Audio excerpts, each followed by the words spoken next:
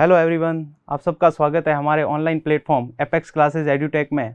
और आज हम पढ़ रहे हैं प्रत्यावर्ती धारा का सेकंड पोर्शन, जो हमने कल वीडियो लेक्चर में चर्चा की थी। उसके आगे के वीडियो लेक्चर को आज हम पढ़ते हैं। तो प्रत्यावर्ती धारा का भाग 2, इसके बारे में आज अपन अध्ययन करेंगे। तो देखिए, कल जो हमने पढ़ा था उसको थोड़ा सा रिवाइज करते हैं कि बेसिकली क्या क्या बातें पढ़ी थी। तो देखिए, जो वोल्टेज मेजर किया जाता है, अमीटर क्या मापता है? धारा मापता है। धारा मापने का उपकरण है।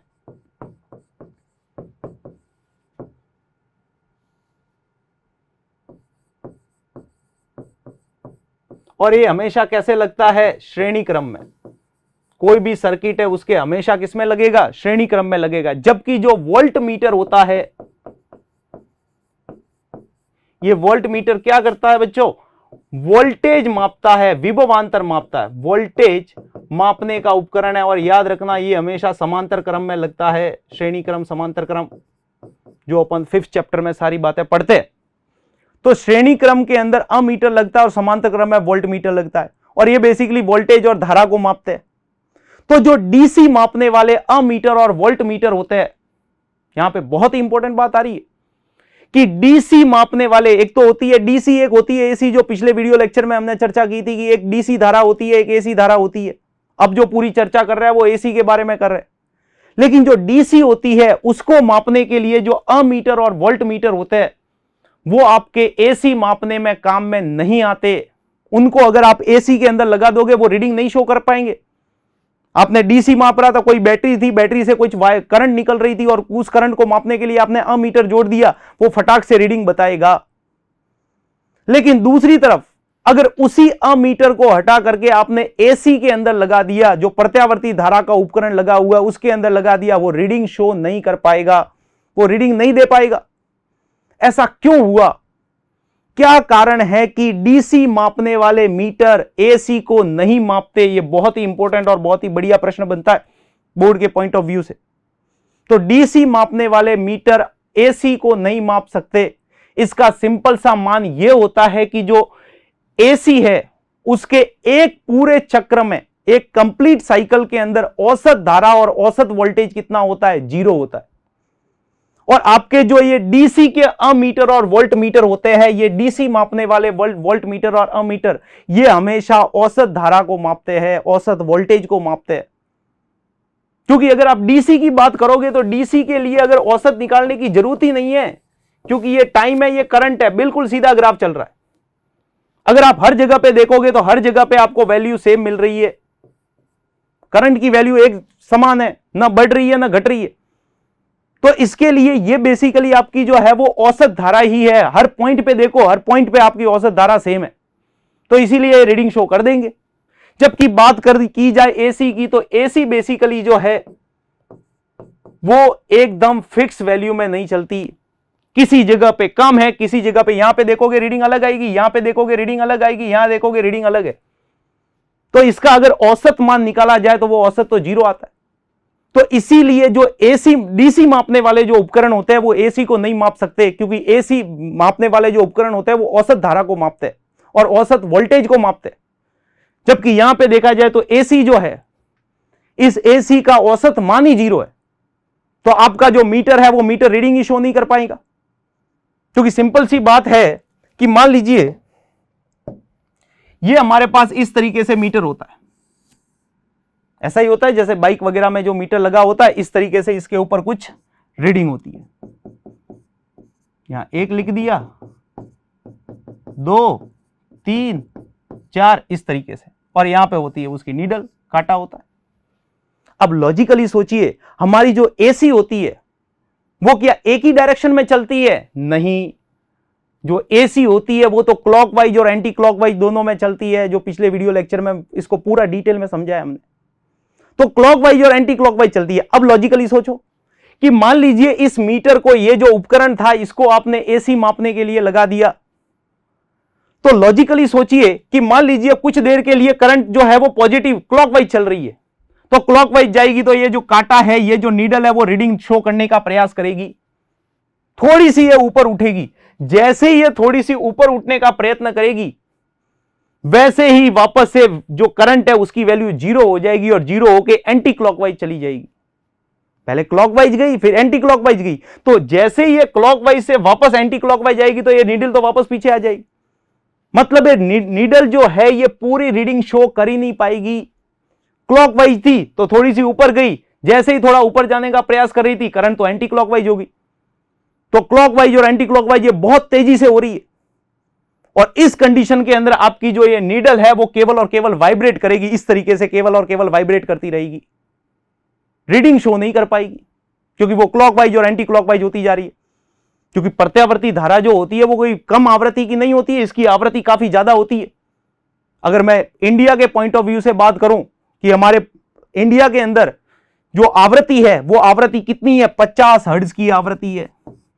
जो हमारे घरों में करंट आ रही है और वोल्टेज आ रहा है, उस प्रत्यावर्ती धारा की जो आवृत्ति है, आवृत्ति का बेसिक मतलब क्या होता है, एक चक्र पूरा करने में जो एकांक समय में जितने साइकिल कवर किए वो साइकिल क्या कहलाते हैं, वो चक्र क्या कहलाते हैं, वो चक्र कहलाते हैं आवृत्ति।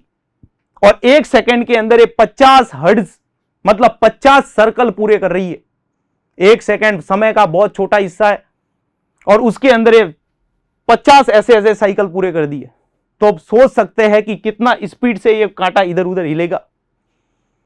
तो ये क्वेश्चन काफी इंपॉर्टेंट है कि क्या कारण है कि डीसी मापने वाले मीटर एसी को नहीं माप सकते। तो सिंपल सा आंसर क्या लिख के आओगे कि डीसी मापने वाले मीटर औसत धारा और औसत वोल्टेज को मापते हैं, जबकि यहां एसी मापने के लिए औसत धारा का या औसत वोल्टेज का मान 0 होता है और इस 0 के कारण आपका जो ये मीटर है वो रीडिंग शो नहीं कर पाएगा। या दूसरा इसका ये भी कह सकते हो कि ये जो सुई है, ये नीडल है, वो अपने जड़त्व के गुण के कारण पूरी रीडिंग शो नहीं कर पाएगी। ये बस अपनी जगह पे हिलती रहेगी, वाइब्रेट होती रहेगी और वाइब्रेट होके एक टाइम के बाद में फिर उसके बाद में अगर इसको हाई वोल्टेज दे दिया तो शायद उपकरण खराब भी हो सकता है। तो कहने का मतलब ये हो गया कि आपके डीसी मापने वाले मीटर एसी को मापने के लिए प्रयुक्त नहीं होते। क्लियर है बात। तो इसी पॉइंट को अगर अपन लिखना चाहे तो लिख सकते हैं कि डीसी मापने वाले मीटर, यहां मीटर कौन से, अमीटर और वोल्ट मीटर की बात कर रहा हूं, दोनों एक साथ मीटर वर्ड लिख लिया उसके लिए। तो डीसी मापने वाले मीटर एसी को नहीं माप सकते क्योंकि एसी के एक पूर्ण चक्र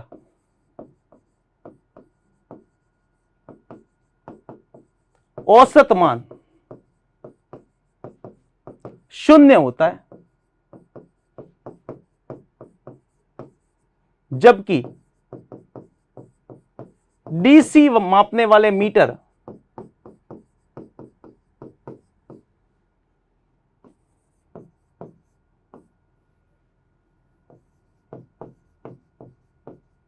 औसत मान पढ़ते हैं। कौन से मान को पढ़ते हैं बेटा, औसत मान को पढ़ते हैं। और चूंकि औसत मान एसी का तो 0 ही हो गया, इसीलिए जो आपकी जो सुई है वो जड़त्व के गुण के कारण अपनी जगह से नहीं हिलेगी, बस वो वाइब्रेट करेगी और बस वहीं पे रुक जाएगी। तो ये काफी इंपॉर्टेंट क्वेश्चन है, इसको इसी तरीके से आप याद करना। क्लियर है बात। तो आगे बढ़ते हैं। तो चलिए यहां तक की बात चलो आगे समझ में कि डीसी के मापने वाले मीटर जो होंगे वो एसी के अंदर काम में नहीं आएंगे। तो कौन से मीटर बनाए, कैसे बनाए भाई, एसी को भी तो मेजर करना है, एसी को भी तो मापना है कितने वोल्ट की करंट आ रही, कितने वोल्टेज का कितना वोल्टेज हमारे घरों में आ रहा है, कितनी करंट आ रही है, उसको भी तो मापने का कोई सुविधा होगी, कोई ना कोई मीटर होगा। तो वो जो मीटर होते हैं उनका एक विशेष नाम होता है और वो होते हैं तप्त तार मीटर। एसी मापने के लिए जो काम में आते हैं वो एसी मापने वाले मीटर तप्त तार मीटर कहलाते हैं या तप्त तार मीटर होते हैं, ऐसे बोल दो। यहां पे मीटर वर्ड लग रहा हूं तो इस मीटर वर्ड का मतलब अमीटर और वोल्ट मीटर दोनों से है। धारा मापनी होगी तो तप्त तार अमीटर और वोल्टेज मापना होगा तो तप्त तार वोल्ट मीटर। तो एसी मापने वाले मीटर तप्त तार मीटर होते हैं जो विद्युत धारा के विद्युत धारा के ऊष्मीय प्रभाव पर आधारित है। बहुत ही इंपॉर्टेंट बात है ये क्वेश्चन कई बार पूछा जा सकता है कि एसी मापने वाले जो मीटर होते हैं वो बेसिकली कौन से प्रभाव पे आधारित होते हैं, किस प्रभाव पे वो काम करते हैं। तो वो जो प्रभाव है वो जरूर ध्यान रखना, विद्युत धारा का ऊष्मीय प्रभाव। वो गर्म होगा, उसके अंदर कुछ ऐसे वायर लगे हुए होते हैं और वो वायर गर्म होते हैं और गर्म होकर फिर उसके बाद में रीडिंग शो होती है। तो आपके कोर्स में तप्त तार की कोई वर्किंग तो इसका पूरा डिटेल में है नहीं, आपको सिर्फ नाम ध्यान रखना है कि कौन से मीटर होते हैं। तो तप्त तार मीटर होते हैं और वो किस सिद्धांत पे आधारित है, वो ऊष्मीय प्रभाव के सिद्धांत पर आधारित होते हैं। और यह बात भी हमेशा ध्यान रखना कि जो तप्त तार मीटर होते हैं वो धारा के औसत मान को नहीं पढ़ते, क्योंकि औसत मान तो 0 है, कैसे पढ़ेंगे। तो ये कौन से मान को पढ़ते हैं, तो यहां पे बात आती है कि तप्त तार मीटर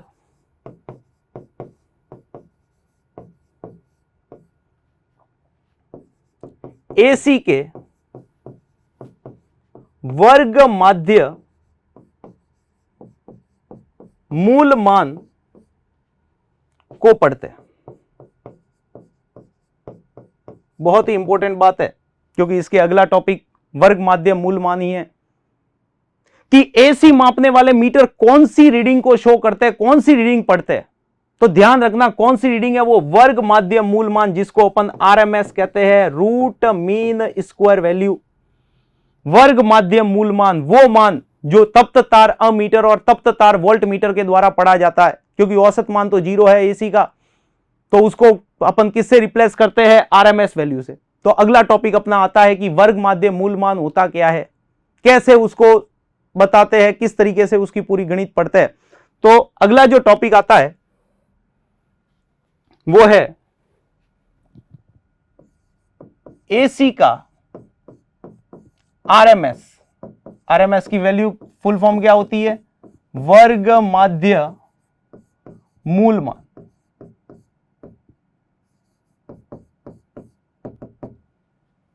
ठीक है, या फिर आरएमएस मान कि प्रत्यावर्ती धारा का आरएमएस वैल्यू क्या होती है, रूट मीन स्क्वायर वैल्यू क्या होती है। तो रूट मीन स्क्वायर वैल्यू ध्यान से देखिए, नाम से ही पता चल रहा है कि हमारी जो प्रत्यावर्ती धारा है उसके संपूर्ण एक चक्र का जो पूरा एक सर्कल पूरा करेगा, वो एक सर्कल के अंदर उसके वर्ग के माध्य का मूल मान, वर्ग करो पहले, फिर उसका माध्य निकालो, फिर उसका मूल करो। तो वर्ग माध्य मूल मान जो होता है वो बेसिकली आपका क्या कहलाता है, आरएमएस वैल्यू। और वही आरएमएस वैल्यू तप्त तार अमीटर और तप्त तार वोल्ट मीटर जो उसके अंदर लगे हुए हैं वो उस मान को पढ़ते हैं।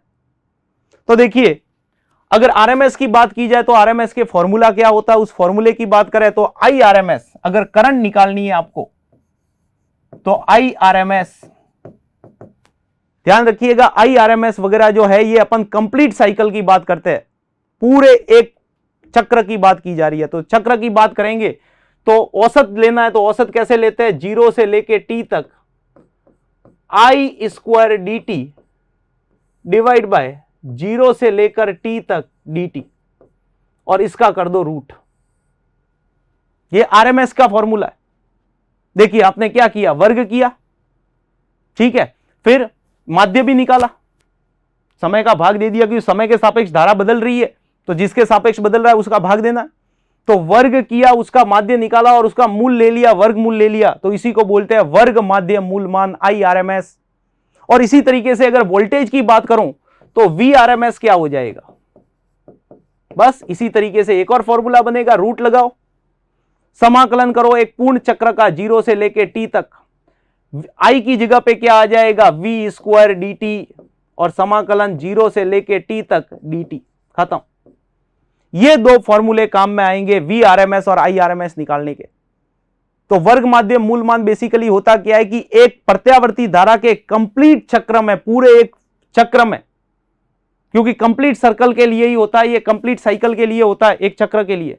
तो पूर्ण चक्र के अंदर धारा के वर्ग करना, उसका पहले तो उसका वर्ग करो, फिर उसके बाद उसका माध्य निकालो और फिर मूल कर दो। यह होता है आई आरएमएस, जो तप्त तार अमीटर और तप्त तार वोल्ट मीटर के द्वारा पढ़ा जाता है। तो देखिए करंट के तो हमने औसत वगैरह निकाले हैं। सब्सक्राइब करें हमारा apex classes edutech YouTube channel, साथ ही बेल आइकन को क्लिक करना बिल्कुल ना भूलें ताकि आगे आने वाले सभी यूट्यूब वीडियोस की अपडेटेड नोटिफिकेशंस सबसे पहले आपको मिले। Apex classes edutech, subscribe now.